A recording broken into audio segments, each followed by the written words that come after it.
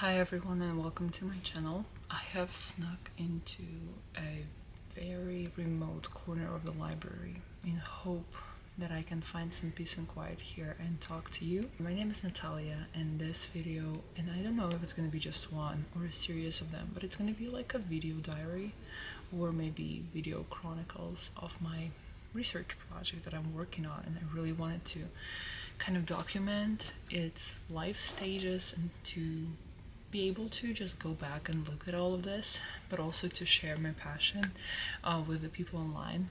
I'm currently a drama student in the University of Washington. This upcoming year is going to be my senior year, so I'm finishing my bachelor's in drama performance and also in classics. As much as I like acting, this year I have also discovered my passion for theater criticism and theater history and just discovering all these beautiful things. I am a drama major, but even more so, I am a drama or like theater enthusiast, and I just love learning about theater. I love being in theater. I like watching things and being things. This past academic year, during one of my classes, when we were discussing just the theater theory and the criticism that exists about it, and we were talking about the genres of theater, and one particular genre that really caught my eye was the theater of the absurd. And I started digging deeper, and this video is somewhat of a product of this process that is still going on. So in drama, one of the things that I've been taught in my beginning acting class was that the nature of drama as a art is a conflict. If there is no conflict, then there is no drama. And I think that in my understanding, the nature of this conflict and the way that the creator, the playwright, is trying to convey this conflict and how he resolves it, these things constitute the genre. And there can be a tragedy, a comedy, there can be a tragic comedy, there can be drama, and many other things, but among all of them, there is a theater of the absurd. And when I was just reading the theoretic apparatus about the theater of the absurd, my only thought was, why would anybody want to do anything like this? Because it sounded like it just doesn't have any plot, doesn't have any character development, doesn't have any ideas behind anything, and somehow it still exists and people go and see it. And I thought, wow, what a stupid thing to do. How wrong was I when I actually started looking at things that are absurdist? And I read one particular play that is called Do You Feel Anger by Mara Nelson Greenberg. She's a contemporary playwright. She's based in New York, and her play Do You Feel Anger got a Humana Festival award in 2018, and I read that play and it became my favorite play ever, and it ignited my passion for the theater of the absurd and my desire to learn more and educate myself about the origins of the genre, the things that are created within it, and specifically I'm interested in the feminist range of the theater of the absurd, if it exists at all. I wrote a paper about her play, and then I also decided to stage it, and this upcoming winter I'm going to be producing this play with a theater that is run by a student organization in my university. I'm going to be directing it, and it's going to be very exciting, and I had a pleasure and an honor to actually talk to the playwright herself, ask her questions in regards to the staging of the play, but also some theoretic things that I'm using, because I'm also going to a conference with the paper that I wrote that I'm going to be expanding and developing into a bigger paper. Hopefully I can publish it somewhere. It will be a help for people. It's talking about stigma regarding people who have suffered violence and sexual abuse and harassment and gaslighting. Is just talking about how theater of the absurd creates this space where this can be safely discussed, and it also can be brought to people's attention that they actually have power over this conflict, and they can also make a change in somebody's life and become somebody's hero. It's just a rich place to be right now. And so what happened was, I felt that I'm really encapsulated in these few things that I know. I've watched one Samuel Beckett's play. I will say I had watched before the beginning of this journey that I'm currently on right now. I watched one play by Samuel Beckett, and I read this play, and I've heard the descriptions of some other plays, but I loved what I was seeing so much that I thought that I have to dig deeper. And when I did, actually, when I was writing that paper in the beginning, the first draft of it, I read excerpts from the book called The Theatre of the Absurd by Martin Esslin. Martin Esslin was and remains to be the most prolific critic of the theatre of the absurd, because he is definitely the only one you can find out there. If you're googling theatre of the absurd and you're trying to find something, he's the only one who you'll encounter. He's written not much, actually. He's written this one book where he discusses a few core plays of the genre that he coined the term for, and he is trying to find the similarities within the genre, and he's trying to discover what is this thematic richness that the theatre of the absurd explores. The theatre of the absurd emerged within the movement of existentialism in the end of 19th and beginning of 20th century. I wouldn't say that all of the playwrights would necessarily associate themselves with the movement, and what I love the most about the theatre of the absurd, it is so rare and so undiscussed, under-discussed, I don't know, that there is no movement as such. And I think it's really amazing, because I think that with many things, when there arises a movement, it really steals from the individuality of the creator, of the author. And I think that within the theatre of the absurd, the author is very much alive and thriving and has full control over the art piece that he or she is creating. And I think it's really amazing. But yeah, it arises within the movement of the existentialism. Even Jean-Paul Sartre, who is one of the main figures of the movement, he has written a few absurdist plays, which I was really surprised to find out. But for me personally, I was thinking about it as I was walking up here. I think the theatre of the absurd very much feels like a meditation on the tediousness and the absurdity of the world that we're living in. If you're studying theatre, a lot of times you come across the phrase, the rules of the world of the play, and how you understand what is probable in this world, and therefore what's possible in this world that the playwright is creating, or you're looking at the world as a small planet and you're just trying to see how it operates. And the theatre of the absurd looks at our own world, the real world, as one of these little worlds with the rules that really seem absurd, and it looks at the tedious little things that the human perform to fit in within this world. But if you look at them separately for what they are, they lose their meaning, and you understand this angst of existing. And really amazingly, I feel like the theatre of the absurd actually overcomes this angst by just having us look at it and be with it and becoming comfortable with it, and then you can take it to other places and use it for political change and calling people to action, like the play I'm writing about is doing. So I think it's just an amazing thing. I'm really passionate about it, and I'm really happy that I am, because I truly think that there is a lot there I can be researching for a very long time. And if I decide to go to grad school and become a PhD student sometime in the future, that would be a great place to be. And I would definitely love someday, not right now, but maybe write an absurdist play. I'll definitely want to stage more absurdist plays after I've finished doing this one. But yeah, this is a quick-ish introduction that is like 10 minutes long of what I'm researching and how it's going. So what I did, I went Googling to find the plays that are quote-unquote canon of absurdism, and there is not much there, as I said, but there are a few things that are considered the canon, and they're classics, and I'm gonna somehow insert it somewhere around me, but I just wrote them out in my notebook, and I just decided that during this summer quarter, as I'm taking classes and I'm not necessarily as busy as I will be when the official fall term starts, I will just take my time and I'll read those plays. I think there are about 20 plays that I've written down. There are definitely more, but the problem with absurdism is because it's so fresh in people's minds and people are not really paying attention to it a whole lot. There might be more, but it's really hard to find because nobody defines themselves as absurdist playwrights. Well, I say nobody, but Mara is.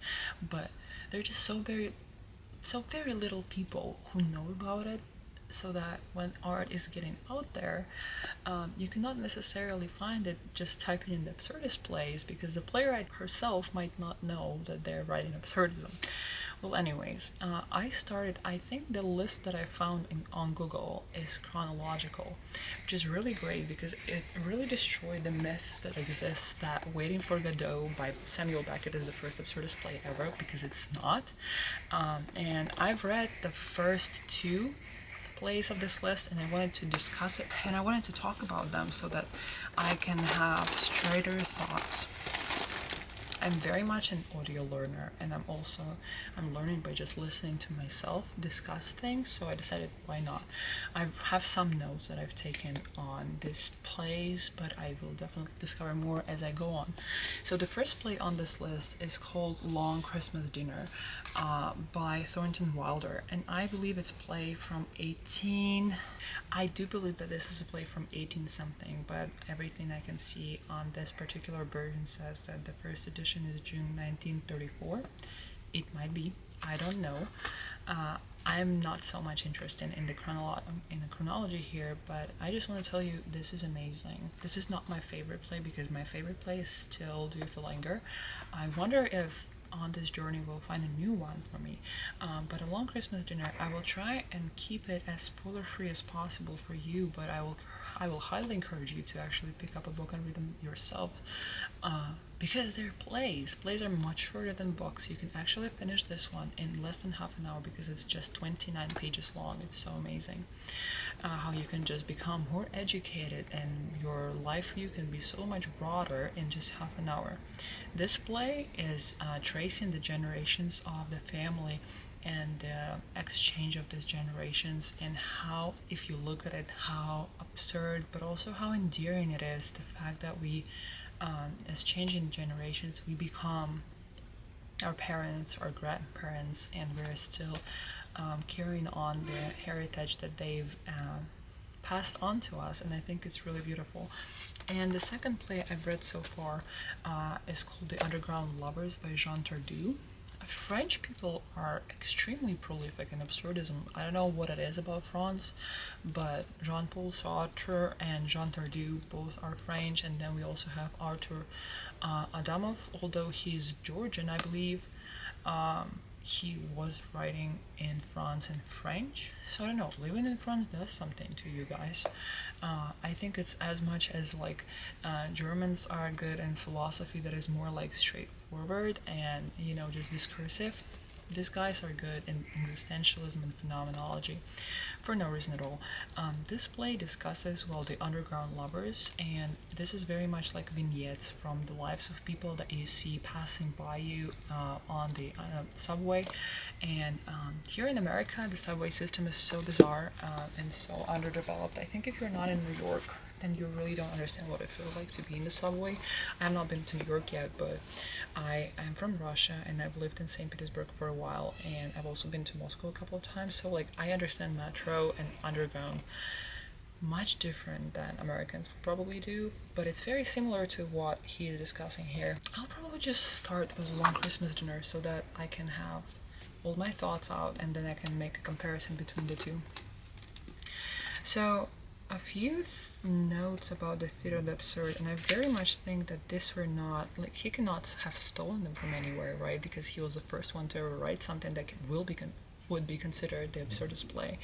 But a big theme, and a big instrument of the theater of the absurd is repetition of the plot. Sometimes just the whole play is repeated twice, words are repeated over and over again. Just repetition is a big thing because it shows you patterns and mechanicness of the world, and it makes it absurd. It makes it very laughable because one of the things that arouses laughter in people is mechanicness, how you see it something that should that is alive and then it acts as a robot, or just you have this feeling that the things do not pass together like the way that a human should interact.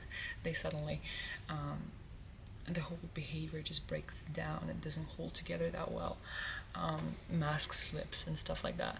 And repetition is really good for showing this. And repetition is very natural. Like we have the cycle of the day, cycle of the year. It's very natural for the nature, for the world, for the whole God's creation. It's very natural to be repeated. But then if the repetition is somehow broken and it is still repeated, but something's weird about it, then it becomes absurd and it's laughable, and then it also makes you think things. And here the repetition is really showing this cycle of life and the birth and the death, and it's just really interesting. One of the things that was specifically interesting for me were names, and how names carry this heritage that we're passing on in like the tradition of naming your children after the grandparents or other relatives that are deceased, and how you're trying to keep a little bit of their memory within these children, but then how these children sometimes actually live up to the name and become this person.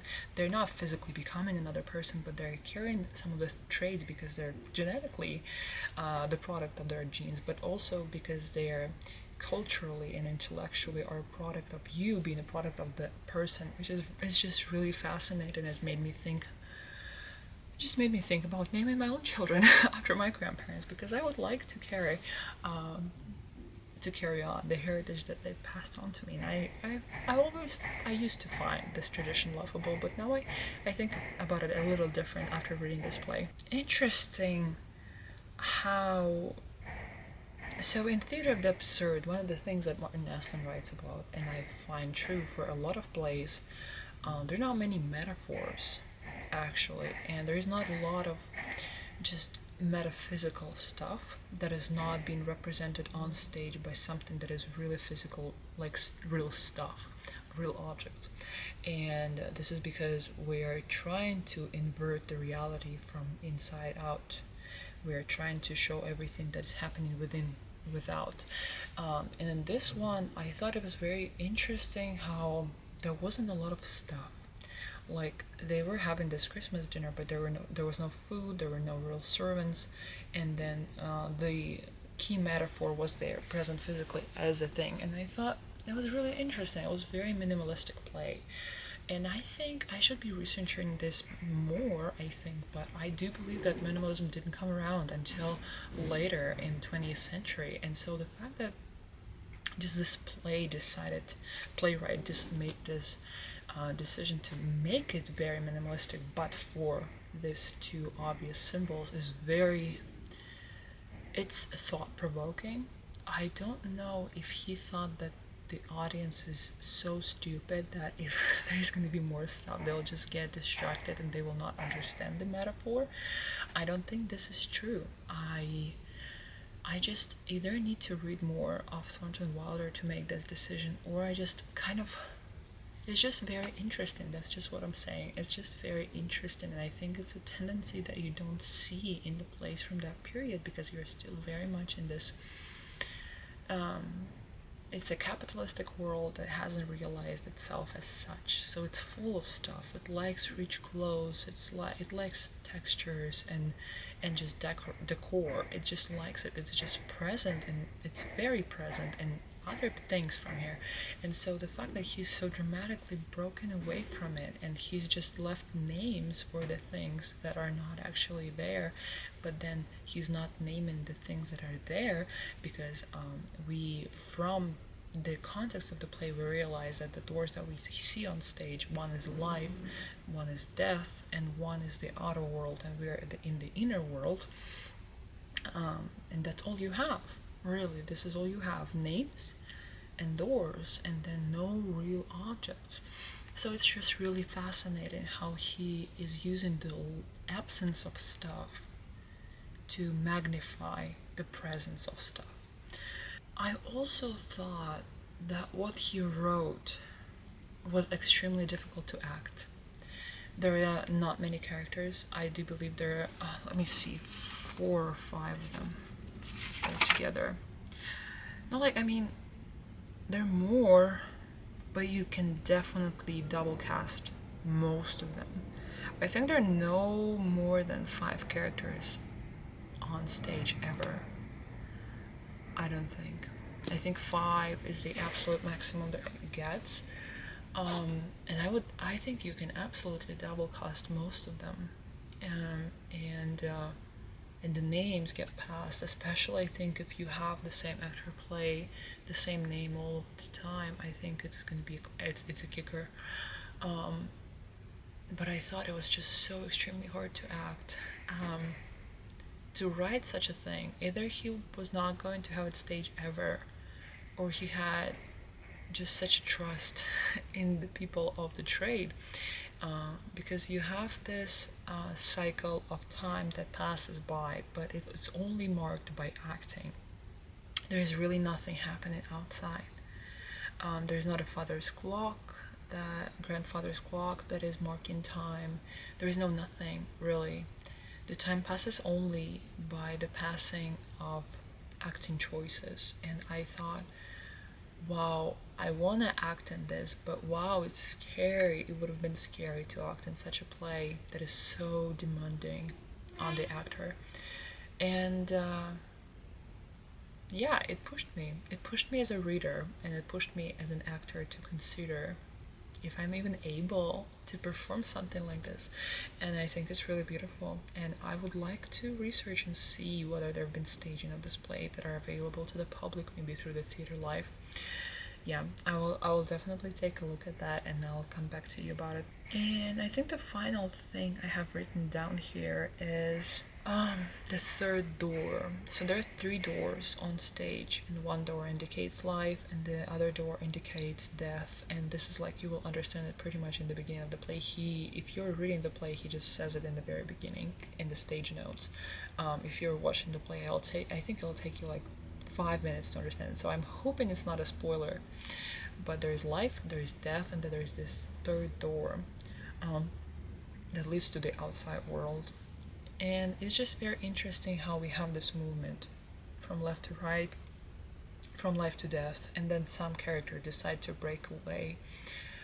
They're really breaking away from the cycle, is what they think, from the cycle of life and death, of being predetermined to have your lifetime and then pass by, and from the angst of thinking what is behind that door, where are people coming from and where are they going. It's really a scary. It's a scary cycle for many people who, don't have the answers to it. But then there is this third door, and it seems like it's a breakthrough. But then when we have contact with these characters from the outside, through their writings that we are getting as letters and news and such, we understand that they have just created their own cycle somewhere else. They have established a new beginning that will just become another cycle. And so it's just very interesting how, when we're trying to break free from a pattern that somebody else created for us, we're very likely are going to create the very same thing for ourselves, that is going to look different, but on the very core it's going to be the same, because we as humans experience just the very same things. The humanness and the tediousness, as I said, and the absurdity of being human is going to be there no matter what decorations you're going to have. Maybe this is why also there is not much stuff. Maybe this is why there is not much food, and maybe this is why the servants never actually appear on stage, because they will look different and they will talk different and they will have a different name, but the bones and the marrow, the meat and potatoes of what's happening is going to be still the same. It's just very interesting. I think it's a very beautiful play. I think from everything that I've read so far, all of the plays, not just the Theatre of the Absurd, this is going to be my number 2 favorite play. Maybe we'll have it hit by something else, but I really appreciate this play happening and people reading it and then creating something based on it. And in this list so far, this is a number 1 play if we're rating it for no reason at all, because they're probably all going to be very promising. This is a really strong play. The Underground Lovers, though, is, as I said, it's set in the subway station, and we have a story of these two lovers. We see them on the front cover and the back cover, how they're trying to be together, and how they're full of love and full of excitement, but life gets in the way. And then we see also all those vignettes of people passing by, that are not real people. They're just, they're just lines of conversation, and they're just glimpses of clothes and manners, but really they never feel like fully real people, until you touch them and you are trying to learn more about their story, and then they're suddenly so full and so bold and so enthusiastic and so just alive. And then I want to say I like this play, but I really think that I should watch it. Or it's called an experimental play, and I see why. It's a great experiment, but I just think that he's not doing anything with it, is really what I can say about it. As much as A Long Christmas Dinner has shown you this angst of existing, something about it also resolves it. Just being with them and the quiet contentment that they experience while being dragged through life makes you somehow also very content. This one doesn't. It just makes the ending is very unstable. It just seems that it's like like a card tower, like a card house. It's gonna break down. This is what it feels like, and it's edgy in that way. And I don't think it's bad, but I also think that it is bringing it to my attention, but it's not doing anything with it. I feel like there could have been more that could have been done with this play. And then just one of the interesting instruments that the author used were names. Names of people that are being shouted throughout the play over and over again, just different names, but like female characters would be shouting male names, and male characters would be shouting female names, representing the fact that it's been happening over and over again, and our existence is again just a cycle, and our stories they differ only in their names and our like little circumstances that we think are so crucial and make them so different, but really in reality they're just like the decorum that can be stripped away, and then we'll be left with bare bones of it that are pretty much the same. And then we also have this rhythmic quality to it that is like, it's like a dance in the beginning. This is what it feels like, but more so it's like a pulse of blood that is flowing through the vessels, because like in the United Kingdom they call metro the tubes, so it's like blood vessels that is flowing and flowing and flowing, in this rhythm that we create, that we're filling the space and then we're emptying the space, we're filling the space and we're emptying the space, and we're filling it with sound and then it's empty in silence, and then we're filling it with meaning and then it's empty of meaning, and then we're filling it with love and then it's empty of love, and we're filling it with hatred and then it's empty of hatred. The cycles are just cycles of emptying and feeling, I think, are very profound. However, what it is we're feeling. Is it the world we're trying to feel with this mass? But then I think, okay, so my thoughts in this glimpse of time, I thought, okay, we're feeling the world. What I think it's lacking is when the world is empty of us and of our things that we're going through, it's never really empty because there's God who's watching. And then this play seems to not do a good job of showing it, but then I realized that there's audience, and I'm as an audience member. I'm feeling the silence, and I'm with my presence, with me staring at the silence and staring at the emptiness and staring at this lack. I am feeling it, the presence, Feeling the void. Okay, now I'm rethinking my. Really rethinking my relation to this play. Okay, I think I like it. I think I like it. I think it's just not. It's not self-dependent, you know, as much as A Long Christmas Dinner is very self-sufficient. Like, this play can be standing on the shelf and it's very content to be there because it's still happening no matter if I see it or not. But this play, on the other hand, it really feels like I'm needed there. I am creating this effect. Okay, it's interesting. No, I can see that, but I was not feeling this in the moment. When I was reading it, I was like, no, you're not doing a great job right now.